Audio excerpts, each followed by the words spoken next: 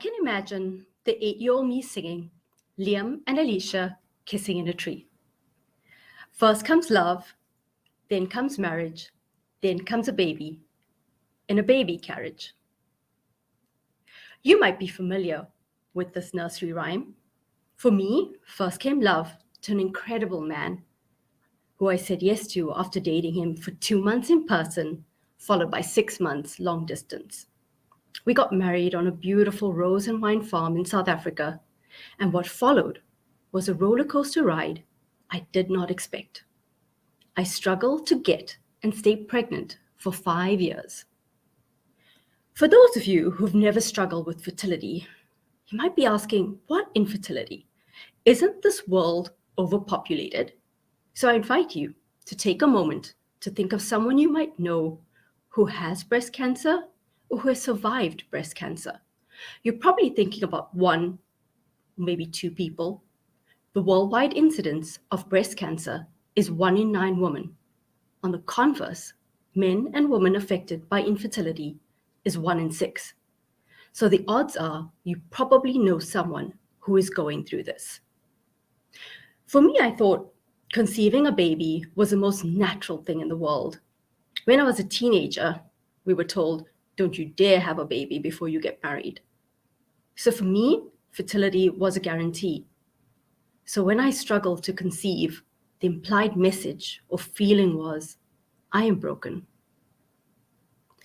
Infertility is defined as trying to conceive a baby for more than 1 year in couples over 30 years of age or 6 months in couples over the age of 35. As a doctor, I know this, but here's what infertility really is.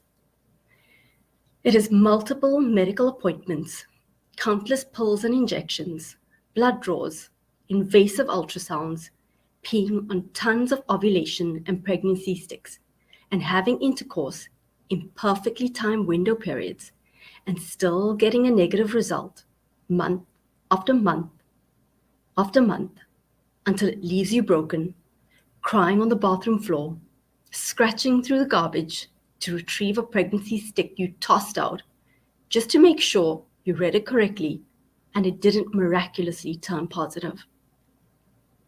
Infertility means planning your life around when you're ovulating. Infertility also means money, and lots of it. Infertility is expensive. 15 to 20,000 Canadian dollars expensive for a single IVF cycle. IVF, in vitro fertilization, is when the female egg is joined with the male sperm to form an embryo. The embryo is then implanted into the uterus with no guarantee that you'll get pregnant. You see, infertility is not just struggling to conceive. It really is struggling to keep it together. You constantly feel inadequate because your body cannot do something that it was designed to do. This is compounded when you get onto social media and you see what feels like yet another pregnancy announcement. And you think to yourself, when is it going to be my turn? When you watch everyone getting the very thing you want and you cannot control when that will happen for you. And while you're happy for everyone else, you're heartbroken for yourself. And in those moments, the weight of your empty womb is heavy. Infertility is truly an emotional roller coaster. With every positive pregnancy result, you open up your heart. You allow yourself to dream. What will they look like? What type of personality will they have? I opened my heart to becoming a mother at the sight of those 2 pink lines. In the years trying to conceive, I was a mother, not in the conventional sense, but I was a mother to hope, a mother to strength, and a mother to perseverance. I birthed these emotions month after month in place of being able to hold a baby in my arms. I nurtured these emotions, hope, strength, and perseverance, for the child that was still to come. Through those years, I turned to social media, my village of perfect strangers supporting me in the trenches, encouraging me to keep going, and how it would all be worth it in the end. When I got pregnant for the third time, I was like, 3 is a charm, right? But soon after, I started bleeding, and I felt as if someone had ripped my heart from my chest, that my body had betrayed me once again. I was emotionally, physically, and mentally drained. I could not rationalize it. I could not understand how I could do everything so right and get it so wrong. You see, I was brought up with the ethos of hard work pays off, but this was not true when it came to starting our family. Why not adopt? This was the knee-jerk response if anyone heard of our struggles with infertility and staying pregnant. You see, my husband and I spoke about adoption prior to us getting married. We would have biological children and then adopt. So after 3 miscarriages and countless failed fertility treatment cycles, we revisited the adoption topic. We looked at the traditional route, which would take us around 4 to 7 years, but again, didn't come with the guarantee that I would hold a baby in my arms. I was already 38 years old at the time. I remember putting down the phone with the adoption agency and feeling so defeated. My husband, through this all, was nothing short of incredible.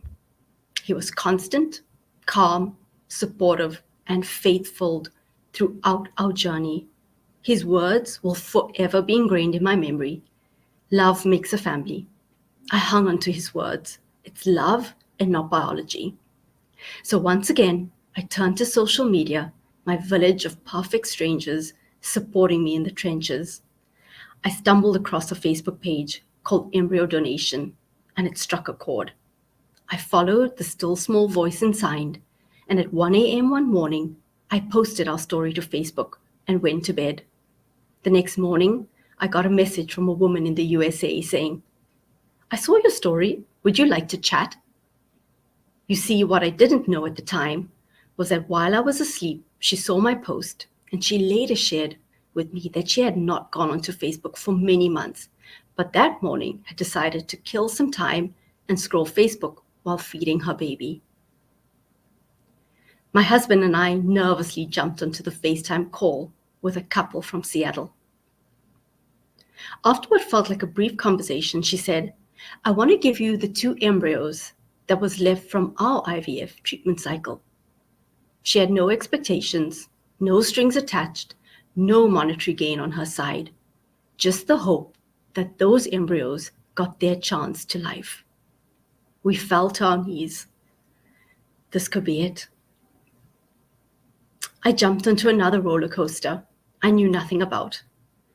There were multiple legal consultations, back and forth with contracts, psychological visits, navigating different clinic policies, embryo adoption laws within Canada, regulation regarding the transportation of embryos, and endless bills to make it happen. But a few months later, FedEx delivered 2 precious embryos to Calgary, Alberta. So once again, I mustered up the courage. I was back to pill popping, invasive ultrasounds, blood draws, and then finally, the day had arrived, the embryo thaw transfer. We were so nervous. You see, not all embryos that are frozen survive the thaw. My husband clutched my hand, and we drove silently to the clinic. Our first embryo survived the thaw, and the transfer went smoothly. The hardest part for me was the 2-week wait. You see, I'm happiest when I'm doing.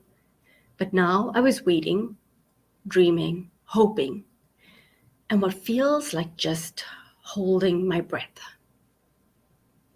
And finally, 2 weeks later, it's blood draw day, and I'm pregnant. I'm happy, but you see, I've been here before, and I'm scared to open up my heart.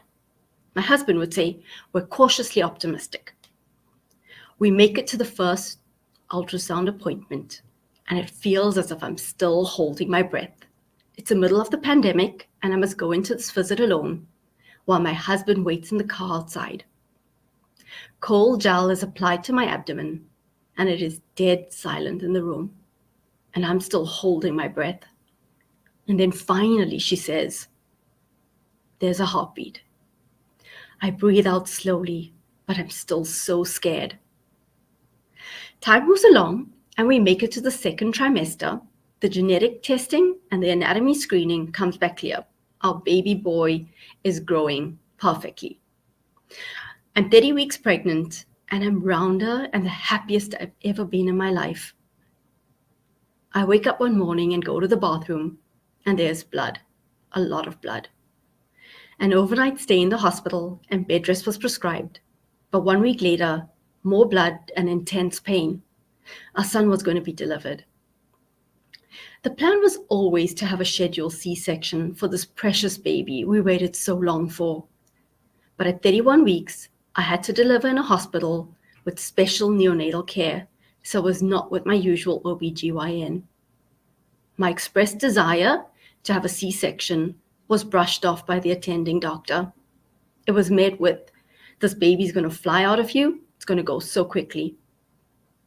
But 3.5 hours later of pushing and failure to progress, I was taken for an emergency C-section. But by now, my baby was so deep in my pelvis that it was difficult to extract him. He sustained severe head trauma. A single weak cry and then dead silence. He was whisked away with the neonatal staff, and my husband was taken with. I lay on the operating table with an open abdomen, empty arms, and totally numb. What just happened? This was not the way it was supposed to be. A few hours later, a slightly frazzled neonatologist comes in asking if they could give my son blood. Things were not looking very good. My response was, do whatever you need to do, just keep him alive. The neonatologist later speaks to us. The head trauma was so severe that it comes with a 95% mortality rate, which means a really small chance that he will survive. My ears ring. I hear nothing further from the conversation, and I feel nothing. Our world stands still. And for 2 days, we just waited to see if he would pull through. Day 3 rolls around, and I'm allowed to hold my baby. It's not the way I expected it to be. Cords, monitors, beeps, and tubes. But here he is, our son, Aiden Adam. I left the infertility roller coaster and got on board the NICU roller coaster. On day 5, a head ultrasound showed that my son had a massive stroke. We started to play the watch and wait game. Days became weeks, and weeks became months. The prognosis for Aiden was filled with uncertainty, and expectations were typically communicated with emphasis on worst-case outcomes. After 2 months, we were allowed to bring Aiden home. We left the NICU, deprived of hope, carrying shattered dreams for this baby we so desperately wanted. We faced the unknowns with Aiden amidst the ongoing pandemic, in isolation, with little to really no support. Once again, I turned to social media, my village of perfect strangers, to support me through the trenches. I left the infertility roller coaster for the NICU roller coaster, and now I jumped on to the special needs mom roller coaster. I grieved the loss of the pregnancy, the delivery, and the motherhood journey I thought I would have. At the age of 4 months, Aiden started showing preference in using his left hand. We were offered 1 physiotherapy session every 4 weeks via Zoom. We knew we had to do better, and so I frantically searched online for other therapy options. My online village spoke of a clinic that was in Ontario, but coming soon to Calgary. When Aiden was 6 months old, we were the first through the doors of Smile Therapy. We found support and people who saw us as parents trying to do the best for our child, but mostly they saw his value and they saw his potential. Aiden was diagnosed with right-sided spastic hemiplegic cerebral palsy at 8 months old. Over the course of Aiden's exposure to therapy, we have witnessed incredible development, and he has already exceeded the expectations given to us and he continues to blossom daily.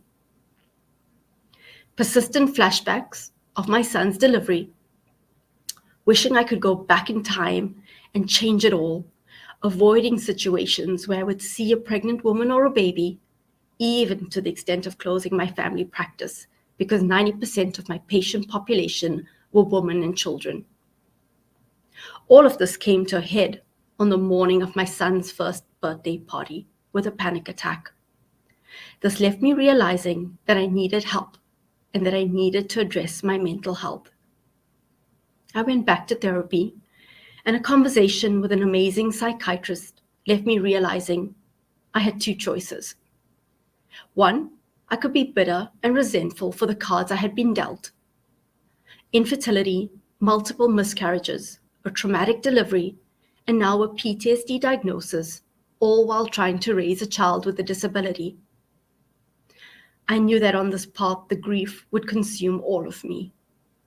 The alternative was turn my grief into giving, my ache into action, and my pain into purpose. This process was not something that happened overnight, but with many therapy sessions and many cups of coffee with my husband, I decided to use the pain to fuel the fight to take care of myself, and the fight to advocate for my son.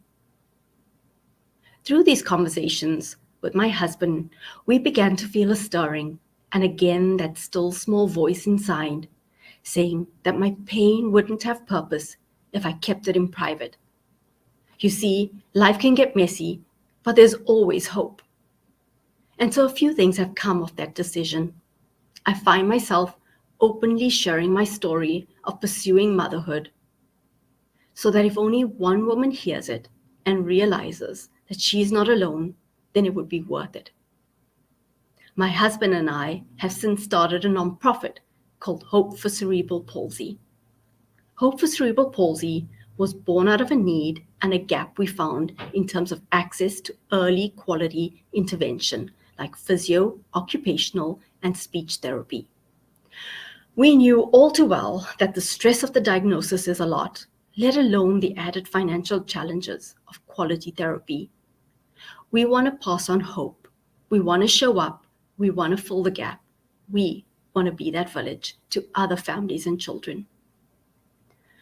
I have also since written a children's book called Mighty Mr. Aiden to encourage and give hope to parents during their stay in the NICU, which is often an overwhelming place.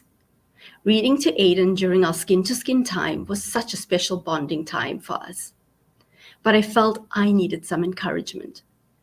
And so Mighty Mr. Aiden is a book I would have wanted to read to my baby in the NICU. The beauty of this book is that it could later be read to NICU warriors to show them their strength. With many intentional decisions and choices, I find myself in a much better space mentally. Doctor's appointments are a constant reminder how far behind we are and how much further we still have to go. But with a shifted perspective, I see my son for the absolute gift that he is, our rainbow baby, a miracle boy who gave an infertile woman the opportunity and the privilege to be a mother. A little boy who has taught me to dig deep, to never give up, to never lose hope.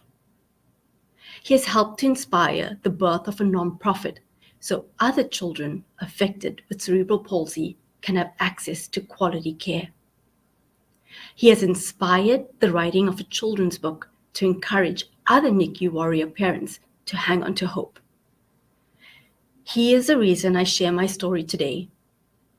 So yes, my son is disabled, but in his short 2 years of life, he has inspired more positive change than many adults hope to achieve in their lifetime.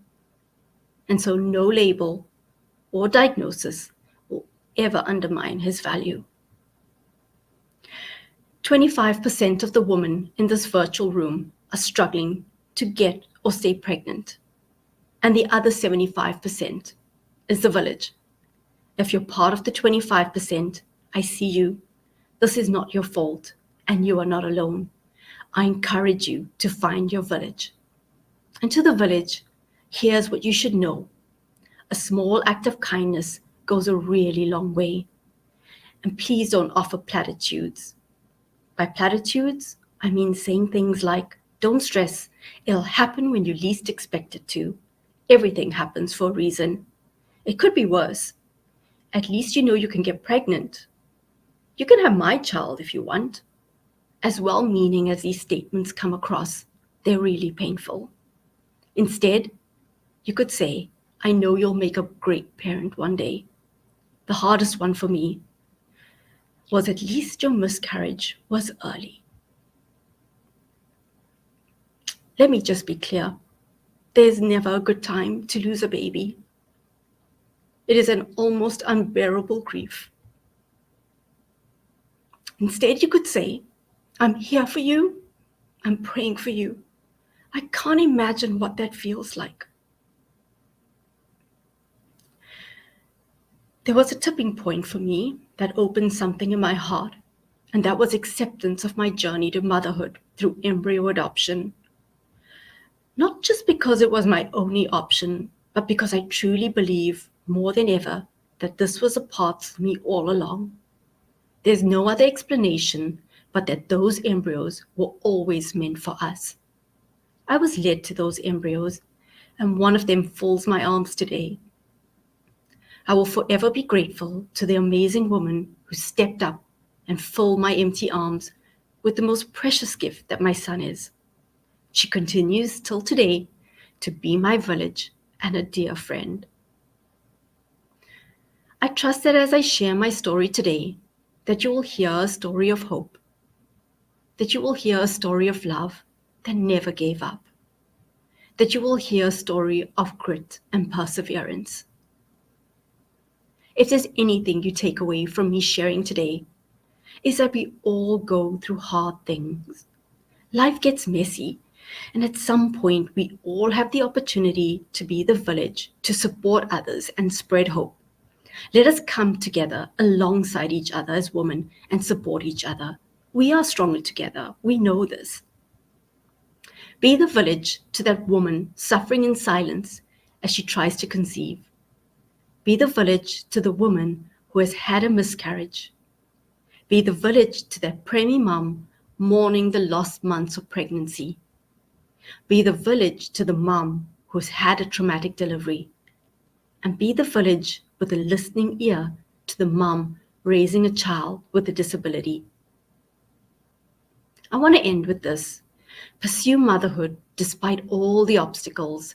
Follow the still small voice inside, the big and the small nudges along the way.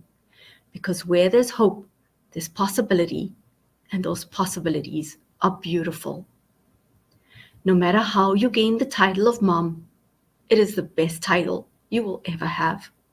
There are many women silently waiting, praying, and hoping for someone, anyone to support them through the journey.